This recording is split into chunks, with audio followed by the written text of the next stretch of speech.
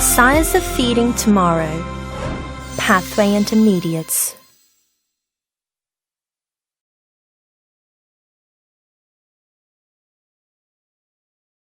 Isn't it beautiful? I have not seen this kind of, beautiful scenery since 2000. I came here in Minnesota in 2000.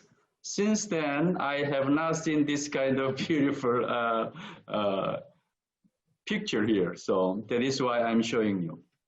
Okay.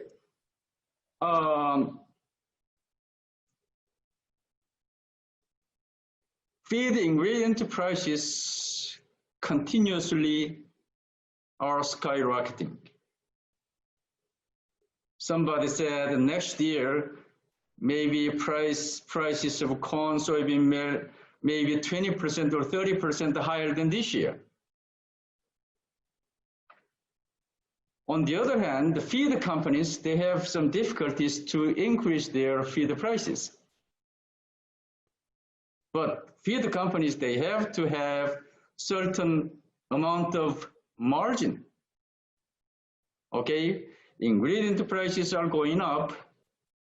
Feed companies cannot increase feed intake. How you can maintain certain amount of margins? How to overcome this tough situation?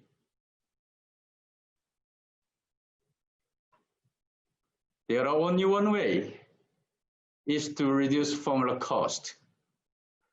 There are two ways, as you know, to reduce formula costs. Number one, you can reduce nutrient contents, nutrient levels in the diet. You can reduce formula cost, but at the same time, you have to have a sacrificed animal performance.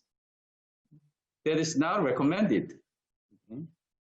Second option to reduce formula cost is to adjust feed ingredients and use functional feed additives, functional ingredients. In this case, we can expect same or similar performance. I have 7 ways to reduce formula cost, okay? If you have any other ways, please let me know, okay? I'm still learning from you guys. Number 1 is to use non-traditional feed ingredients. Number 2, we need to reduce protein levels in the diets along with synthetic amino acids. We may need to reduce and eliminate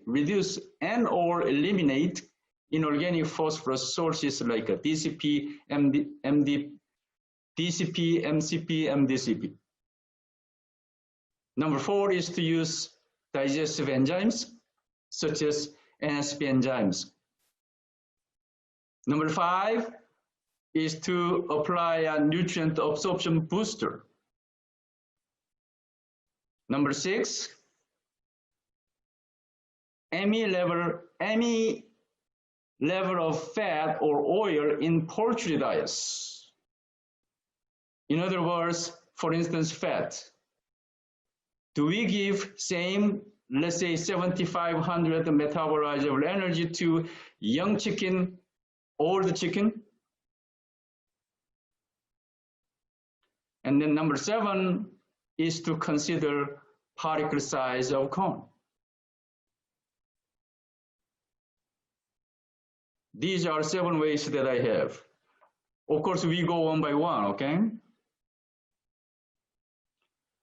Here is order of expensive nutrients. Most expensive nutrient is energy. Actually, energy is not a nutrient, okay? But energy is number 1, about 85% in swine and poultry diets.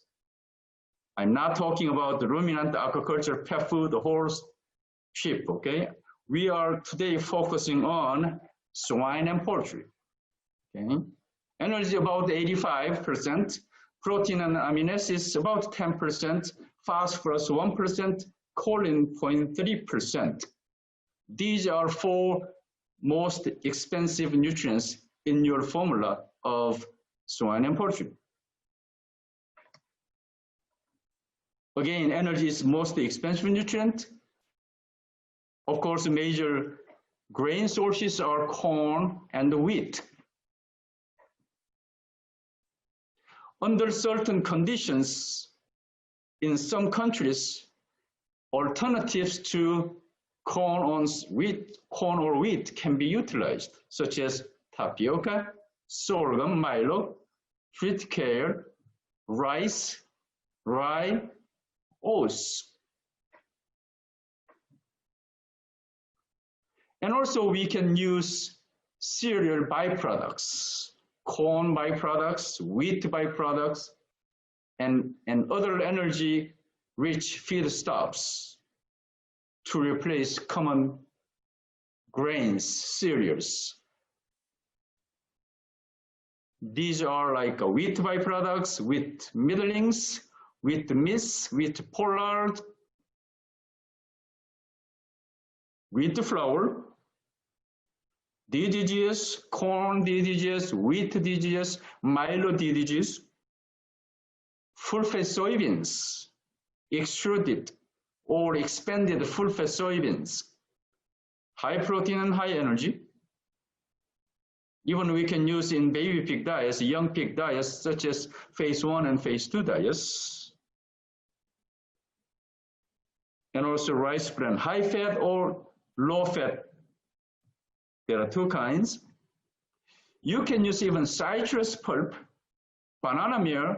If you go to Philippines, banana meal is available and very cheap. Longan seed meal.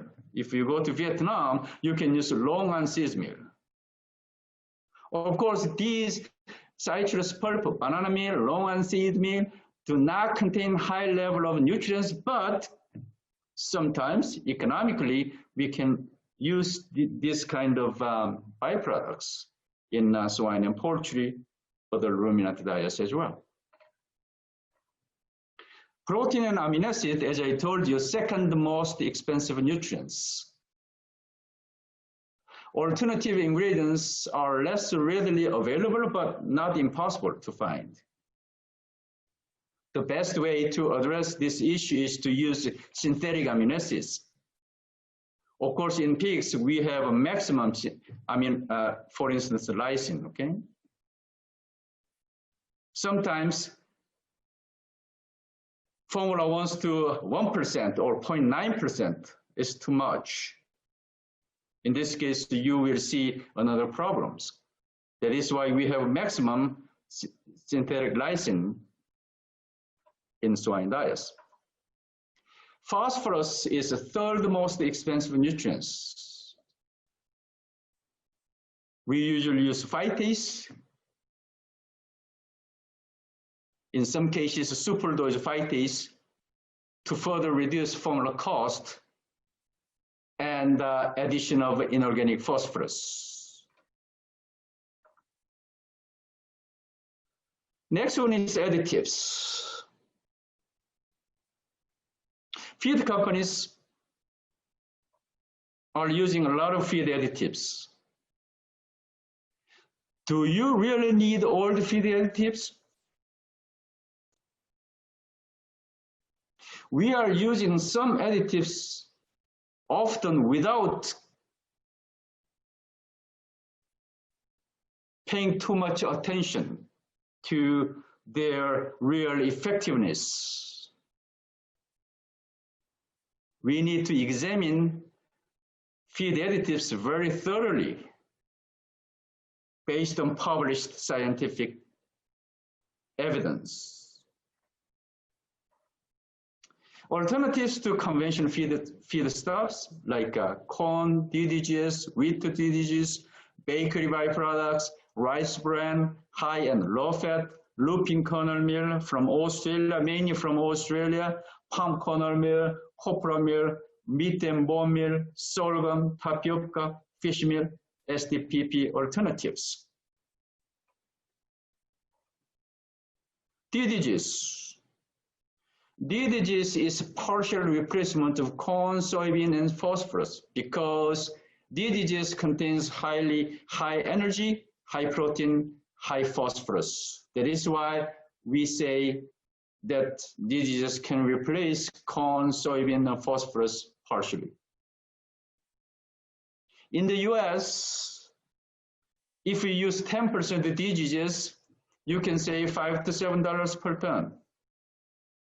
If you use 30% of DDGS in the diets, $10 total cost savings per market peak produced. Of course, in the US, because of meat quality, we cannot use over 30%. Actually, we can use over 30%, but bacon is very soft. Americans, they hate soft bacon. That is why we cannot use over 30%. Otherwise, we can use more. Of course, you need to find out good supplier of DDGs. If you find the good DDGs, good quality DDGs, you can even use good quality DDGs in young pig diets as well. Actually, I'm using it in the US now, right now.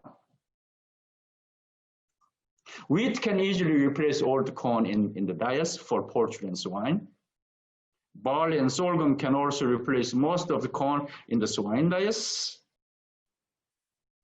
In certain countries, like Cambodia, rice is cheaper than corn or wheat sometimes. You can utilize the local raw ingredients as well. Here is a real case scenario. Happened in US. Before, I used the corn soybean-based growing pig diets. I used 500 FTU phytase. I used very high crude, but this is about 15 years ago, okay, 10 years ago.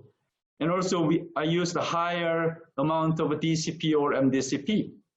But after sorghum soybean meal-based diet, I reduced crude protein level by 2% point with synthetic amino acids. I used a double dosage of phytase with a much lower DCP and MDCP. And also I reduced the vitamin premix a little bit. And finally, I could save about $5 per ton without any animal performance sacrifice. Okay, alternatives to high-priced animal proteins. Okay, alternatives to whey protein concentrate, high-quality fish meal, spray-dried plasma protein. As you all know, pigs do not have specific requirements for whey protein concentrate, fish meal, or SDPP. Fermented soybean meal, isolated soy protein concentrate, CPC. CPC means canola protein concentrate or corn protein concentrate, and also rice protein concentrate as well. Poultry byproduct, blood meal, red blood cell, buttery cheese. Let me introduce buttery cheese. I named this product buttery cheese, okay? I named it because this product contains milk protein, milk fat, and the peanut butter. That is why I named this product buttery cheese. This buttery cheese is composed of edible natural cheese and the peanut butter, highly palatable and digestible, and can replace major protein sources successfully and economically.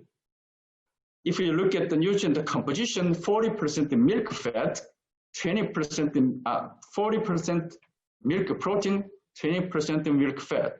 Look at the NE, 3288. Corn has 2500, much higher energy than corn. And then oleic and the linoleic acid is very high, about 50%.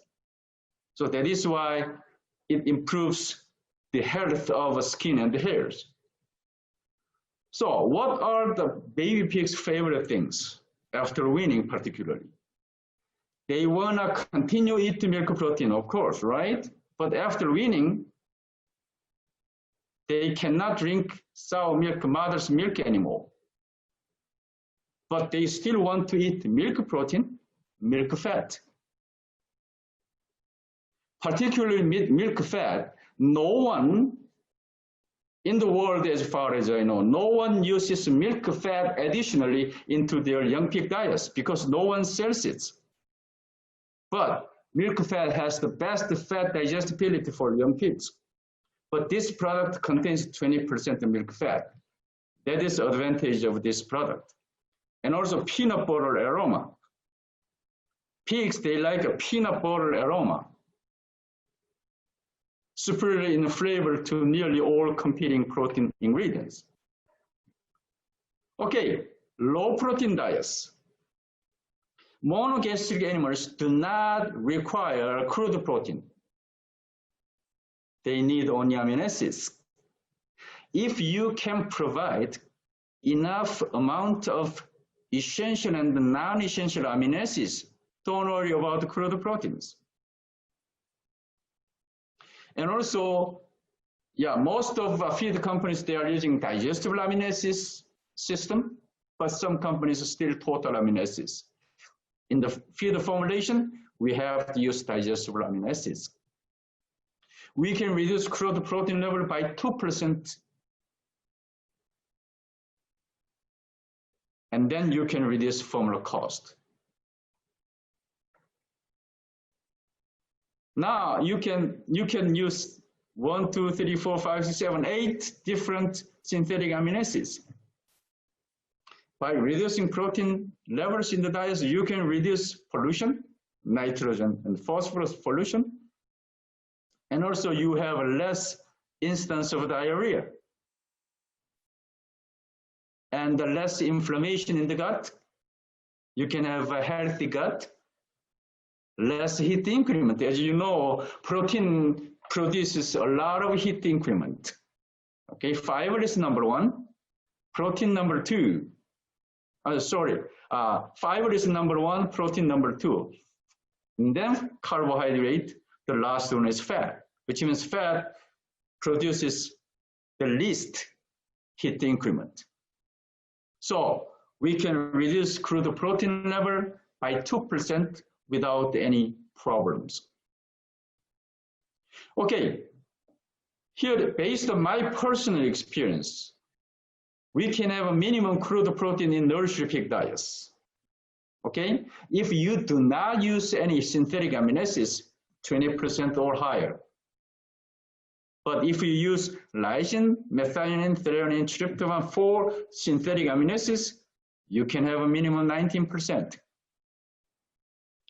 If you use 5, 6, 7 synthetic amino acids, even 18% is okay. While I was working in Spain, Europe, about 20 years ago, 22 years ago, we had a lot of diarrhea problems because we could not use antibiotics, we could not use plasma protein, we could not use many things. That is why I read at that time, crude protein level was 22%.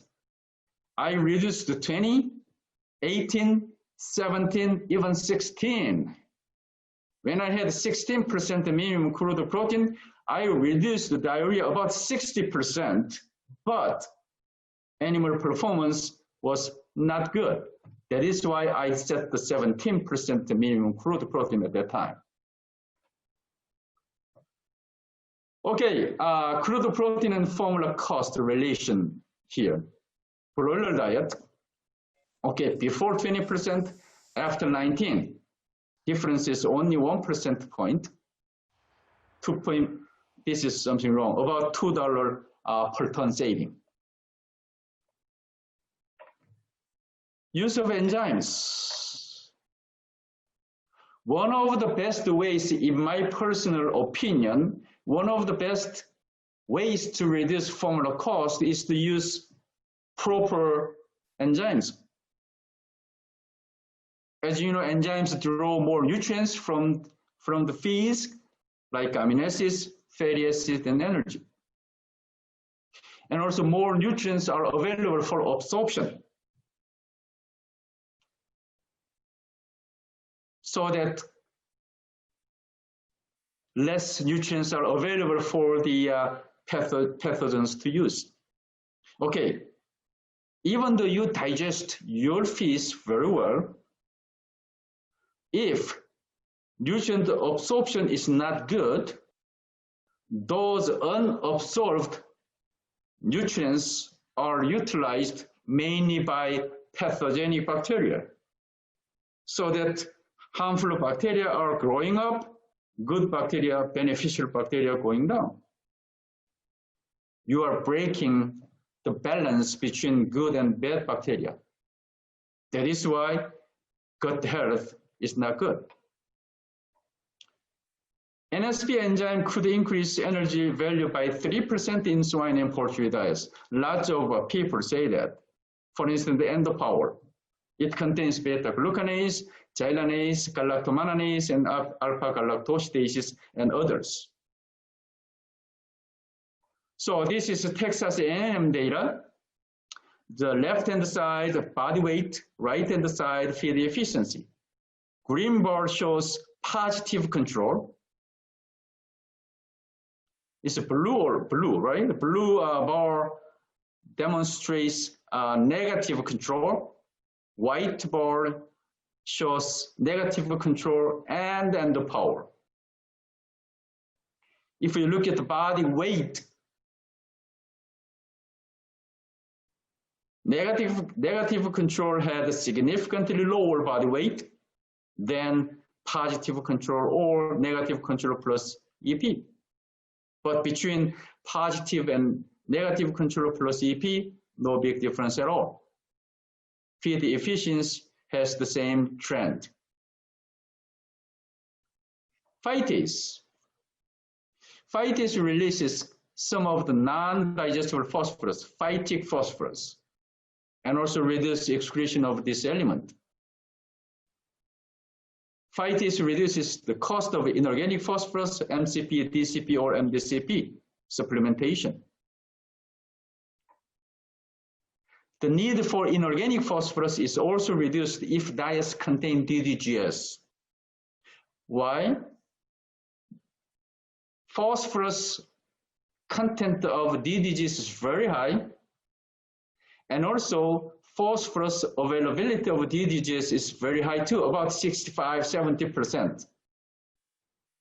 On the other hand, the corn has much lower phosphorus content and also much lower availability of phosphorus. Corn has about 20%, right? If my memory is correct, very low, 18–20% availability. But DDGS is 65–70%. If you use both phytase and DDGS in your swine and poultry diets, you may not need to use inorganic phosphorus in growing finishing pig diets. So when you're using both phytase over 1,000 FTU and 20% of DDGS are used, there is no need to use DCP or MDCP in swine diets from 25 body weight.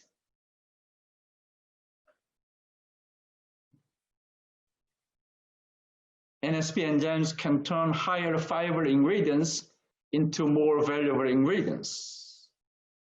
So when you are using more alternative feed ingredients, you may need to use enzymes because it enhances feed efficiency and the reduced formula cost.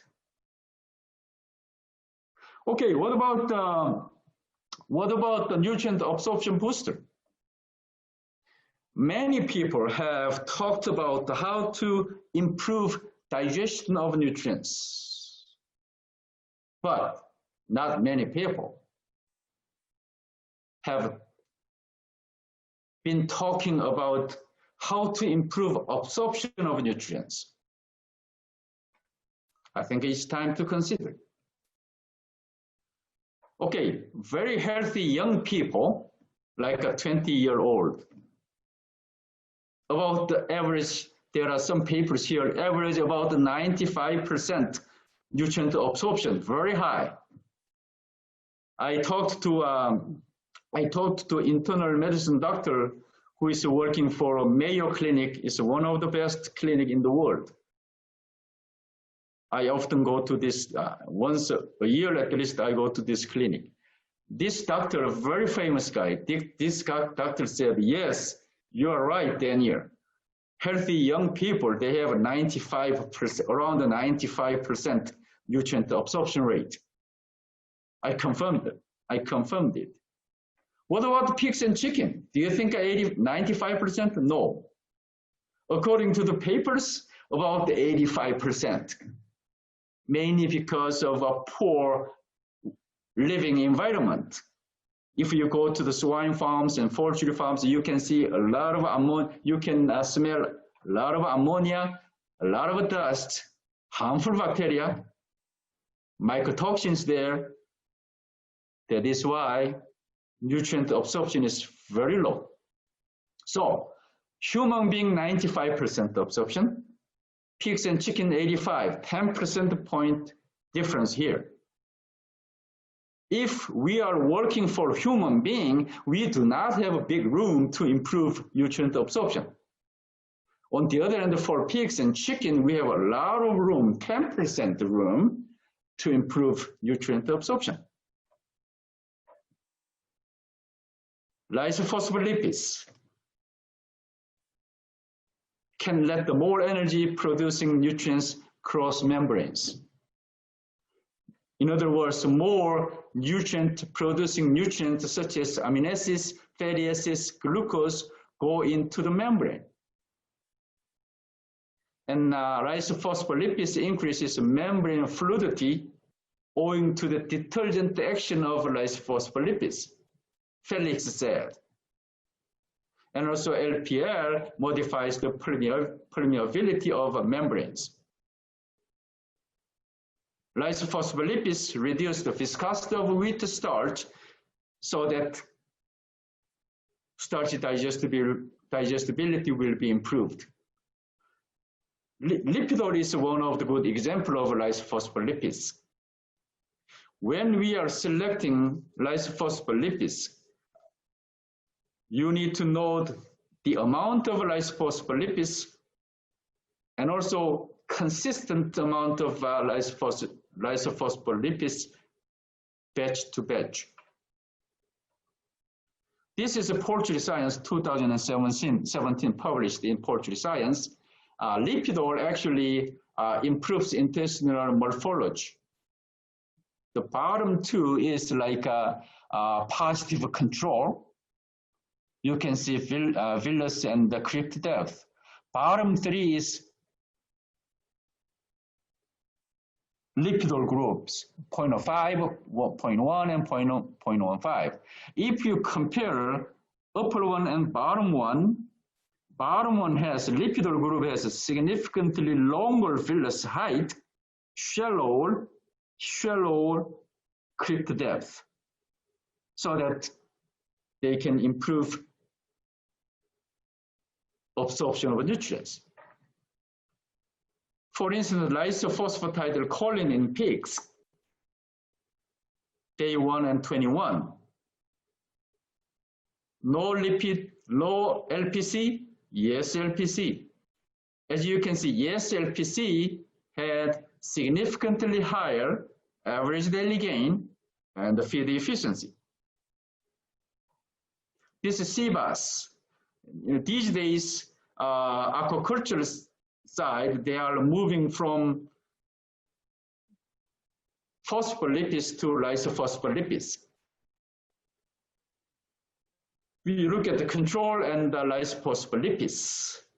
As you can see, weight increase, 62 in control, 66 in LPL. Look at the FCR, 1.223 with the control, 1.16 with LPL group.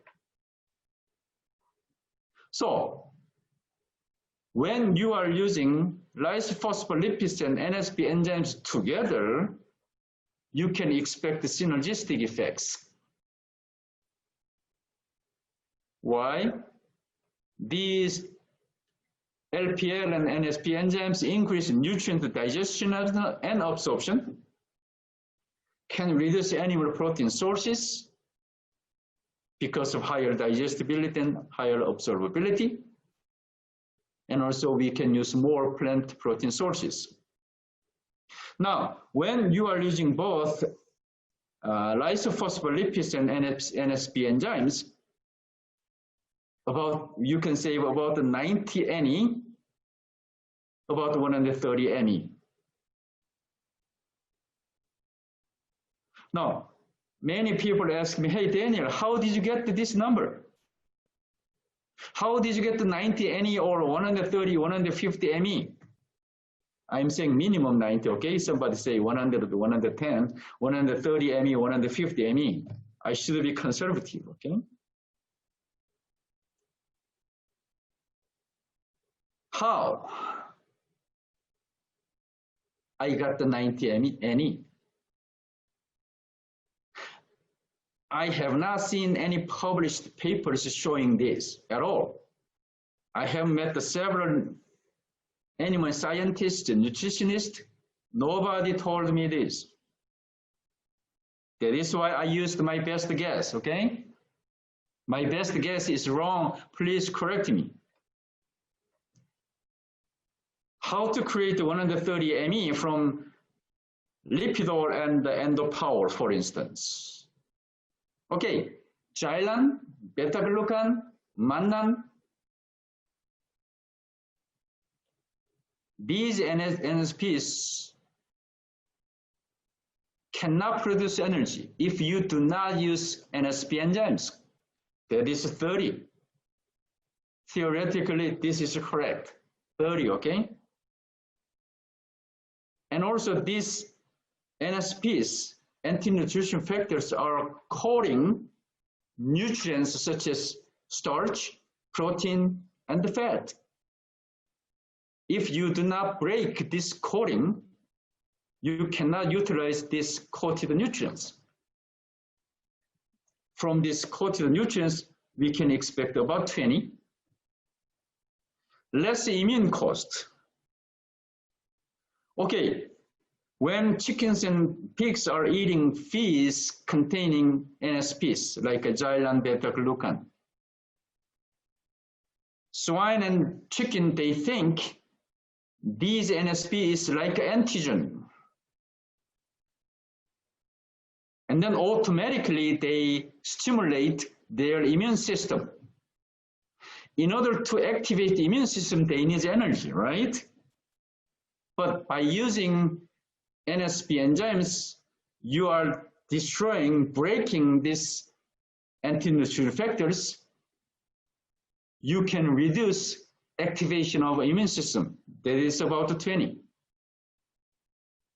Of course, LPL, like LIPIDOL, improves absorbability of nutrients.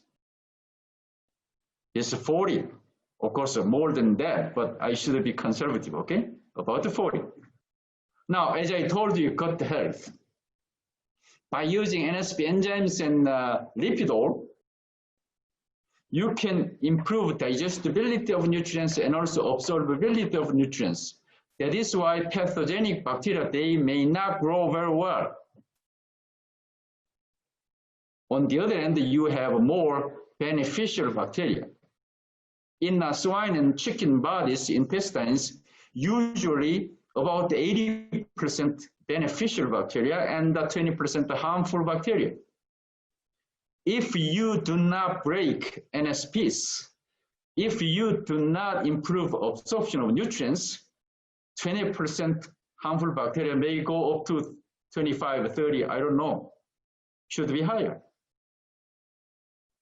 That is why we can have good gut health, about 20, total 130. After webinar, you can challenge me, okay? Okay, it's a nice picture here. Can you see this?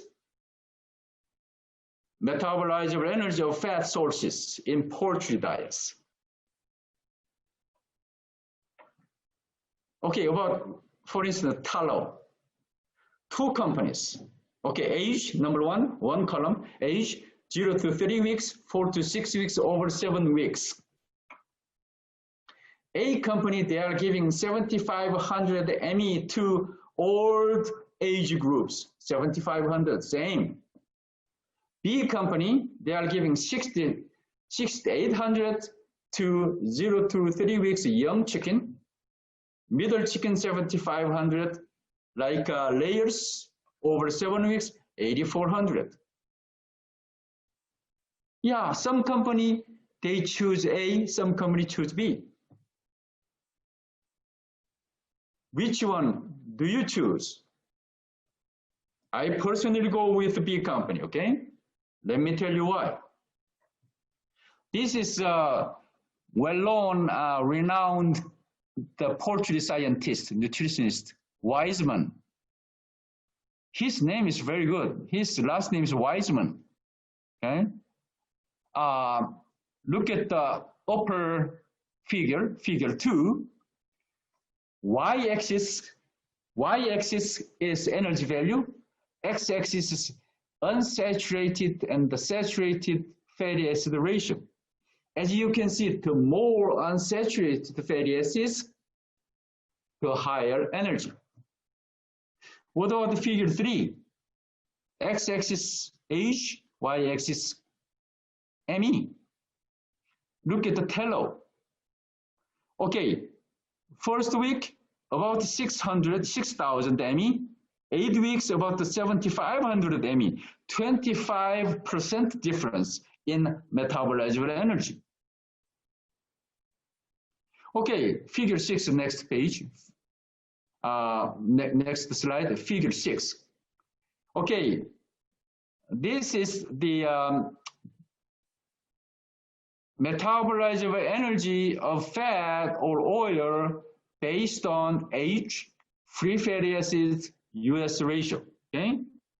Young 100, young 500, 100 means 10% free fatty acids, 500 means 50% fatty acids, 50% free fatty acids, which is not good, okay? 10% okay, but 50% too high free fatty acids. Okay, let's compare young 100 and young old 100, okay? Young 100 is blue line, old 100 is red line. As you can see, depending on the US ratio, energy level, same age, but energy level is so different. Okay, what about young 100, young 500? Okay, young 100 means 10% free fatty acids. Young 500 means 50% free fatty acids. As you can see, young 100, same age, but much higher energy content than 50% free fatty acids.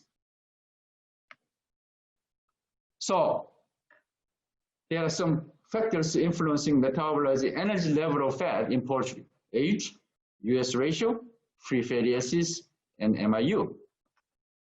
Okay, almost done, okay? 5 more minutes. Energy value of acidifiers. As far as I know, almost all the feed companies, they are using organic acids in their at least phase 1 and phase 2 diets, swine diets, about 0.5% level around.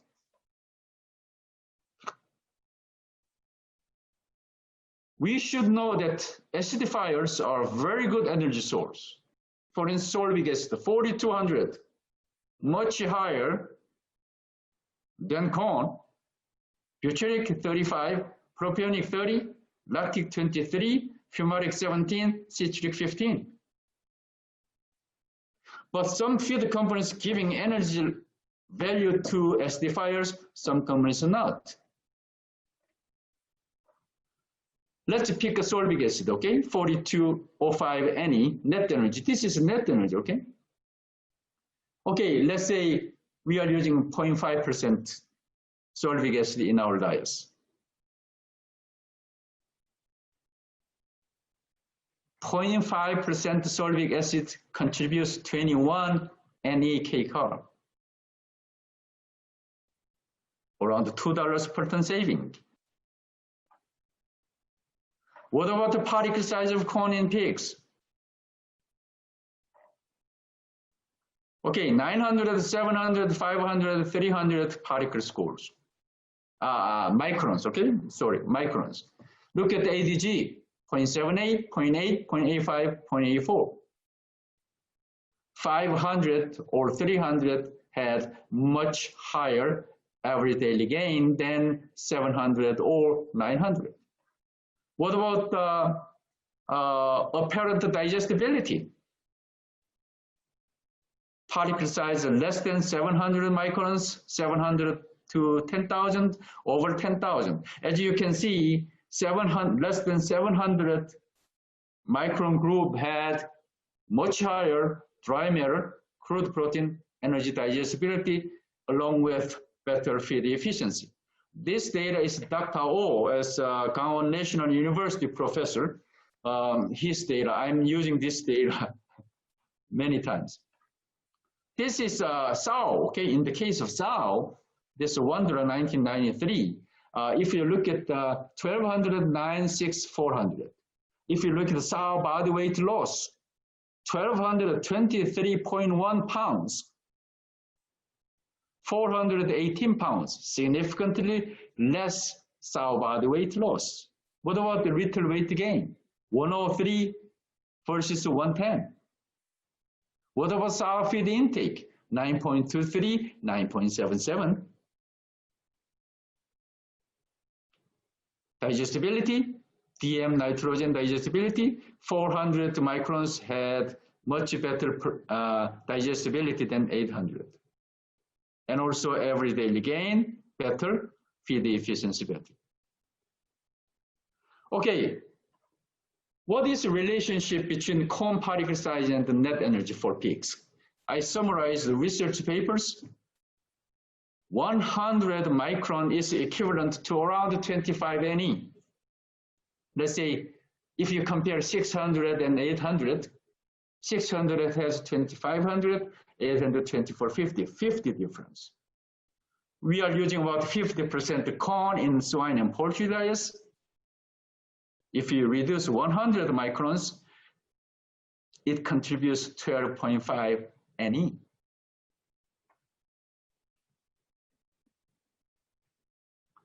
Thank you so much.